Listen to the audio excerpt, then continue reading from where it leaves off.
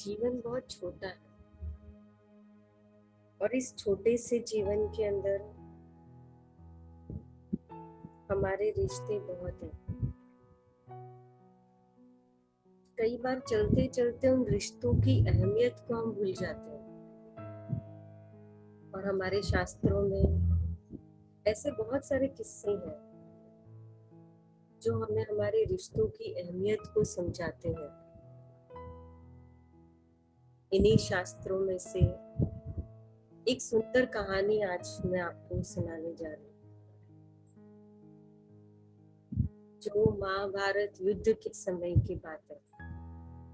महाभारत युद्ध चल रहा था। एक दिन दुर्योधन के व्यंग से आहत होकर भीष्म पितामह ने घोषणा कर दी कि कल मैं पांडवों का वध कर दूंगा। उनकी ये घोषणा का पता चलते ही पांडवों के शिविर में बेचैनी बढ़ गई। भीष्म की क्षमताओं के बारे में सभी को पता था और इसीलिए सभी किसी अनिष्ट की आशंका से परेशान हो गए थे।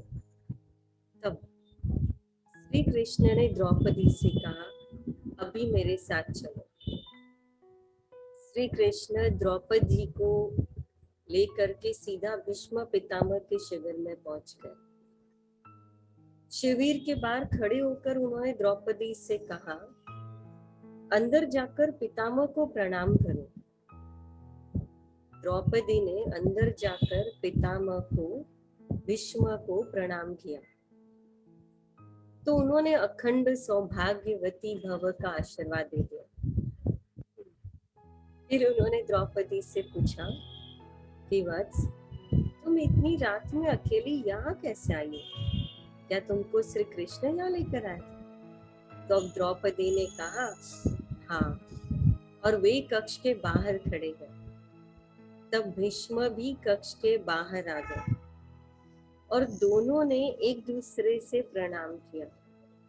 भीष्म ने कहा, मेरे एक वचन को मेरे ही दूसरे वचन से काट देने का काम श्री कृष्ण ही कर सकते हैं।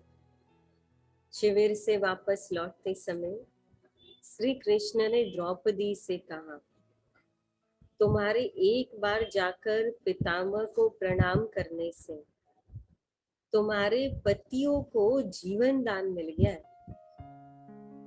अगर तुम प्रतिदिन भीष्म, धृतराष्ट्र, द्रोणाचार्य आदि को प्रणाम करती होती और दुर्योधन, दुशासन आदि की पत्नियां भी पांडवों को प्रणाम करती होती तो शायद इस युद्ध की नौबत ही नहीं आती। तात्पर्य, वर्तमान में हमारे घरों में जो इतनी समस्याएं हैं उनका भी मूल कारण यही है। जाने अनजाने अक्सर घर के बड़ों की उपेक्षा हो जाती है। यदि घर के बच्चे और बहुएं प्रतिदिन घर के सभी बड़ों को प्रणाम कर उनका आशीर्वाद ले तो शायद किसी भी घर में कभी कोई क्लेश न हो। बड़ों के दिए आशीर्वाद कवच की तरह काम करते हैं। उनको कोई अस्त्र शस्त्र नहीं जो भेद सकता। तो निवेदन है, सभी इस संस्कृति को सुनिश्चित कर नियमबद्ध करें तो घर स्वर्ग बन जाएगा।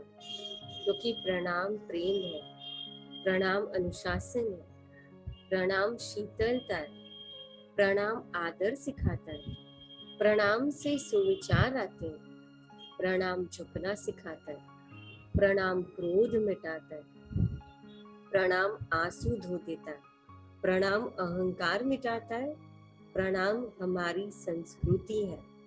तो आप सबको भी मेरा प्रणाम। ओम शांति।